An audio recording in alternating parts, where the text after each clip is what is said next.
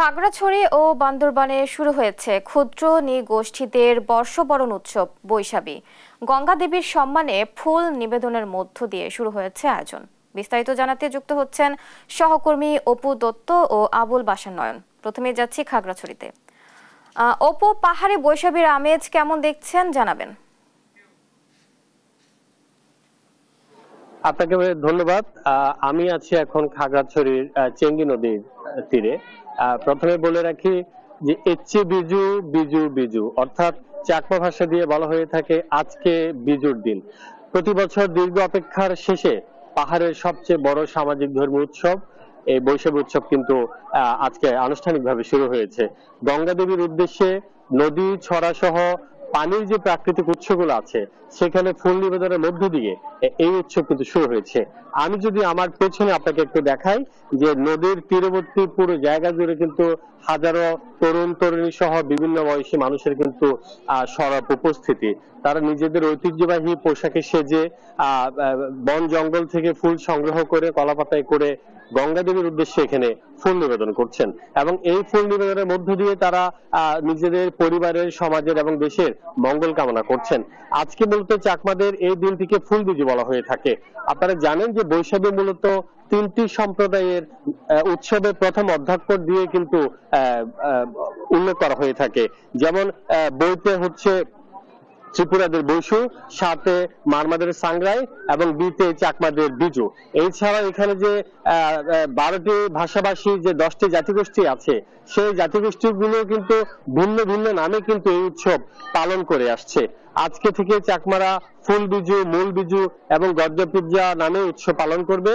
কালকে থেকে ত্রিপুরারা বৈশু, বিশিকাতাল সহ অন্যান্য নামে উৎসব পালন করবে।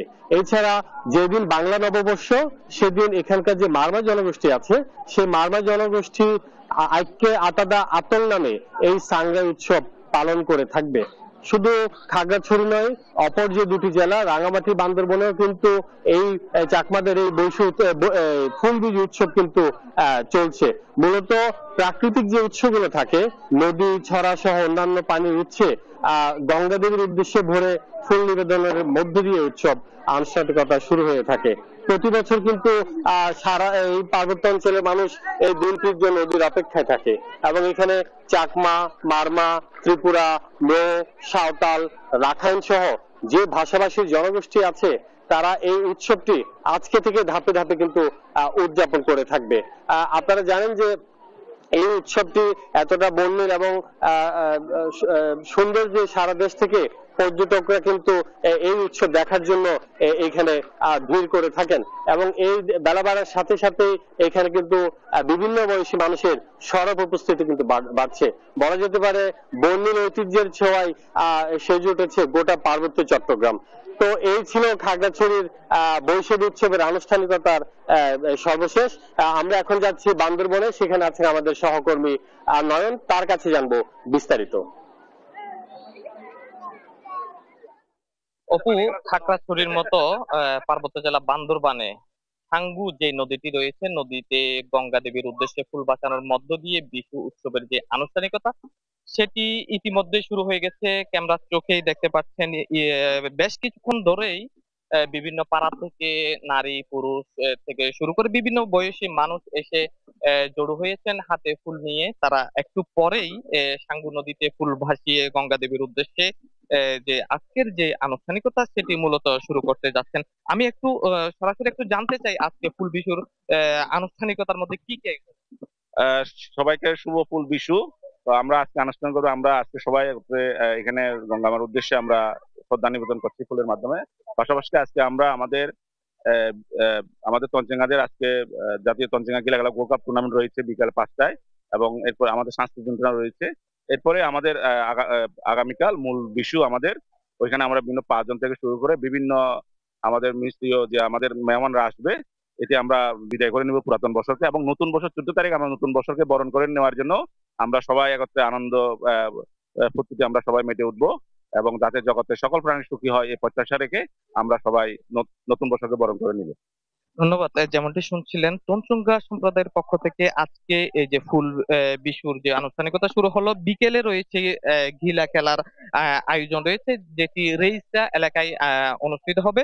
একটি বিষয় জানিয়ে রাখি, আমরা গত বছরও দেখেছি যে আনুষ্ঠানিকতা ফুল বিশু বা বিজুর আনুষ্ঠানিকতা, এবারে কিন্তু আয়োজন একটু দারুণ একটু আয়োজন দেখছি, উপস্থিতি বেড়েছে এবং বিদেশি নাগরিকদেরও আমরা দেখতে পাচ্ছি, অর্থাৎ বিদেশি পর্যটকরা এখানে ঘুরতে আসছেন। বিশেষ করে তারা আজ এই যে নতুন সরকারের অধীনে যে নতুন বাংলাদেশ হয়েছে, নতুন বাংলাদেশের অধীনে যে নতুন আয়োজন করতে যাচ্ছে, সে আয়োজন করতে পেরে তারা আসলে সন্তুষ্ট প্রকাশ করেছেন, সরকারের প্রতি কৃতজ্ঞতা জানিয়েছেন। তারা বলছেন যে আগামী যে নতুন একটি বছর, নতুন বছরে তাদের প্রত্যাশাও বেশি। কেননা বর্তমানে পাহাড়ে একটি বিষয় বলে রাখি, পাহাড়ে ইতিপূর্বে আমরা দেখেছি খুনোখুনি, মারামারি, অপহরণ, চাঁদাবাজি, নানা ধরনের ঝামেলার কারণে যে এই আনুষ্ঠানিকতার মধ্যে উপজাতীয় যেসব নেতৃবৃন্দ রয়েছেন, তারা তাদের উপস্থিতি তেমন ছিল না। এবারের তাদের উপস্থিতি বেড়েছে। আমরা সকাল একদম 5টা থেকে সাঙ্গু নদীতে এসে এখানে বিভিন্ন বয়সী নারী পুরুষ জড়ো হয়েছেন, দেখতে পাচ্ছেন। এখানে আসলে আনন্দ, উৎসাহ, উদ্দীপনার কোনো কমতি নেই, দেখতে পাচ্ছেন। একদম নদীর পাড়ে এসে যে গঙ্গা দেবীর উদ্দেশ্যে ফুল ভাসানোর যে আনুষ্ঠানিকতা, সেটি করার জন্য তারা মূলত এসেছেন। আজকের আনুষ্ঠানিকতার মধ্যে সবচেয়ে বিকেলে তাদের রয়েছে ঘিলা খেলা আনুষ্ঠানিকতা, রেইস এলাকায় সেই ঘিলা খেলা অনুষ্ঠিত হবে। এই ছিল আমার কাছে বান্দরবান থেকে বিশেষ সর্বশেষ। চলে যাচ্ছে স্টুডিওতে।